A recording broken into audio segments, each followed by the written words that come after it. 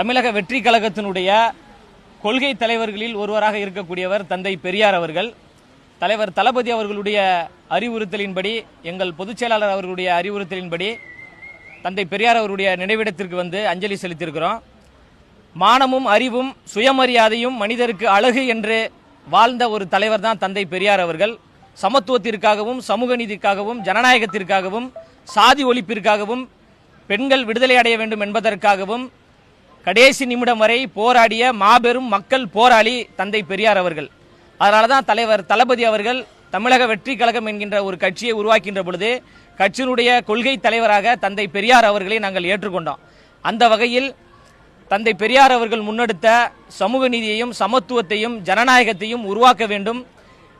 உயர்வு தாழ்வு இருக்கக்கூடாது, ஏற்றத்தாழ்வுகள் இருக்கக்கூடாது, பிரிவினைகள் இருக்கக்கூடாது, எல்லோரும் சமம், எல்லோருக்கும் எல்லாம் கிடைக்க வேண்டும் என்பதுதான் தமிழக வெற்றி கழகம்